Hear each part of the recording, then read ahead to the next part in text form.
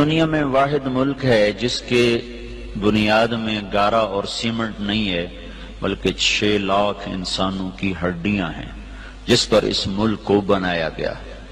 ہم تو لوکل لوگ ہیں، مہاجر نہیں ہیں، لہذا ہم نے وہ قربانی نہ دیکھی نہ چکھی۔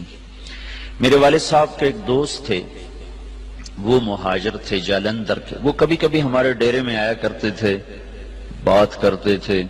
تو ایک دن میں بھی بیٹھا تھا اور وہ یہ بات کر رہے تھے کہ جالندھر سے میرا جب ہم نکلے ہیں پارٹیشن پر تو میرا سارا خاندان کٹ گیا، اکیلی جان لے کر نکلا، اور تھوڑی چھوٹی سی عمر بھی زیادہ نہیں تھی۔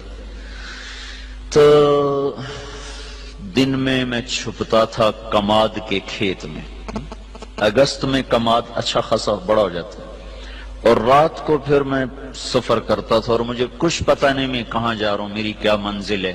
مجھے صرف ایک فکر تھا کہ میں سکھوں کی تلوار سے بچ جاؤں، لہذا چلتے چلتے چلتے دریائے ستلج پہ پہنچ گیا۔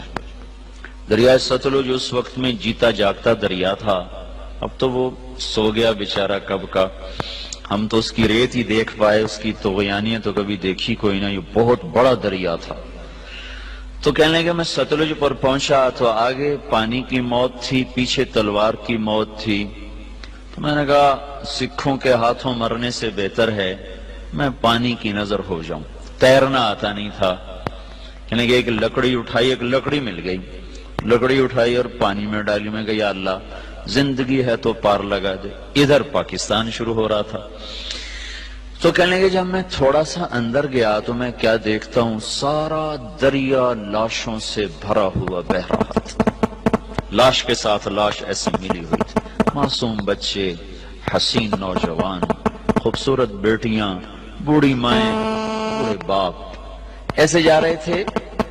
اگرچہ وہ منزل کو پہنچ چکے تھے کہ انہوں نے اللہ کے نام پہ قربانی دی، لیکن ہماری نظر میں وہ ایسی منزل کے راہی تھے جس کا آگے پتہ ہی کوئی نہیں ہے۔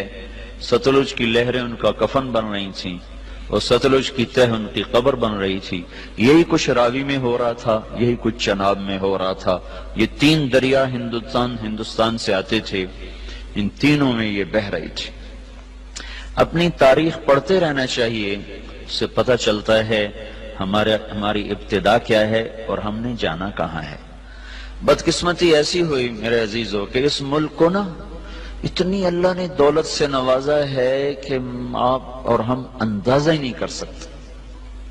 میں مکہ میں تھا، مجھے ایک جیولوجسٹ ملا، وہ کہنے لگا میں اپنے علم کی بنیاد پر کہتا ہوں کہ پاکستان جیسی زمین پوری دنیا میں کسی کے پاس کوئی، اس کو صرف ایک کینسر لگا، وہ بددیانتی کا، خیانت کا، چور بازاری کا، اس کو کینسر لگا۔ اگر یہ اس ملک میں نہ ہوتا تو یہ دنیا میں جنت کا ٹکڑا ہوتا۔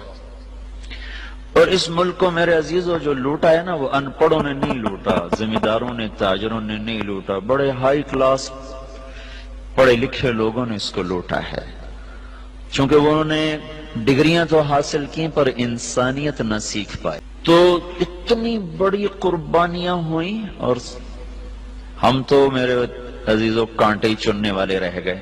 بہار دیکھی نہیں اس ملک نے، چند مخلص لوگ نہ ہوتے تو اب تک یہ ملک بک چکا ہوتا یا ہندوستان کے قبضے میں جا چکا ہوتا۔